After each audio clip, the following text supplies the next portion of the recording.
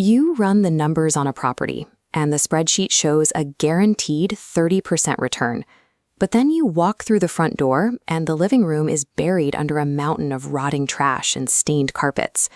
Real estate investing is pitched as a strict discipline of numbers, yields, and logic. Yet face-to-face with a visceral mess, those hard numbers instantly give way to a sudden wave of disgust. Minor cosmetic issues, things that require only a weekend of cleaning or a few coats of paint, create an immediate psychological blind spot in the brain. Faced with that physical repulsion, otherwise rational buyers will walk away, completely ignoring a perfectly sound foundation and an incredibly underpriced asset.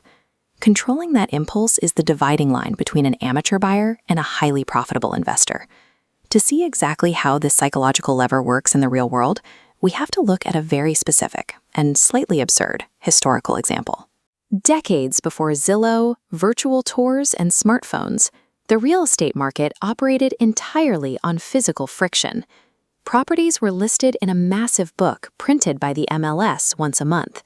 The MLS, or Multiple Listing Service, is a private database created by cooperating real estate brokers to provide data about properties for sale. Agents had to manually check the book, take notes, and run to the nearest payphone to contact their clients. It was an analog business culture, defined by firm handshakes and agents handing out business cards stamped with heavily posed studio glamour shots. Because you couldn't pull up photos on a screen, finding a house meant physically driving across town, using a metal key from a lockbox, and inspecting the property yourself before you even dialed your buyer. That high physical barrier meant less serious buyers were weeded out early. So the professionals who remained, the competition for prime deals, particularly HUD foreclosures, was incredibly cutthroat. HUD stands for the Department of Housing and Urban Development, a government agency that forecloses on homes when buyers default on FHA-insured loans. One morning, an agent spotted a brand new foreclosure listing that perfectly matched his client's criteria. He rushed across town to inspect it, only to pull up to the curb and see two of his biggest competitors already standing in the yard. They had all run the same numbers and realized it was a wildly underpriced deal. In this high-stakes environment, whoever got their client to the property first would win the house, forcing our agent to find a creative way to buy himself some time. He had a major problem. His clients were out of town on vacation for several days, and he overheard one of his rivals saying their buyer was arriving that very afternoon to write an offer. Driving away, he remembered something he had passed just a few blocks down the road, the fresh carcass of a dead cat.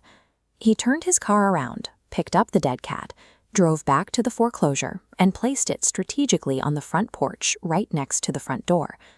Later that afternoon, the rival buyers arrived to tour the property. Before they even turned the key, they were met with the immediate visceral disgust of roadkill on the welcome mat. That single repulsive distraction completely derailed the transaction. Instead of looking at the location, the square footage, and the massive discount, the buyers simply turned around and left. A few days later, our agent returned, grabbed a shovel from his trunk, and tossed the cat into the bushes. His clients arrived, walked over a clean porch, and bought the perfectly pristine house at a massive discount. When his suspicious clients asked why no one else had bid on such a cheap house, he replied, "I guess they couldn't see past the dead cat." The rival buyers let a highly profitable asset slip through their fingers because a temporary physical disgust overpowered their rational math. You probably won't find actual roadkill on the porch of your next prospective property, but the modern real estate market is littered with metaphorical dead cats. The dead cat strategy is pushing aside emotional reactions to uncover hidden value. Today's dead cats are horrendous paint, severe odors, overgrown weeds, or clutter. These superficial flaws trick the human brain, triggering a negative bias that falsely convinces you the house is bad. When you look at a property sitting stagnant on the market, you have to train your brain to stop and ask one specific question. Is this flaw a permanent structural defect, or is it just a temporary distraction that costs a few $100s to fix? By doing the math on the cost of fresh paint and a dumpster rental, you can secure highly profitable deals for the exact reason our analog agent did. Your competition was simply too repulsed to make a bid. The ultimate advantage in investing doesn't come from having a faster internet connection or access to better data. It comes from having the strict emotional discipline to see past the dead cat.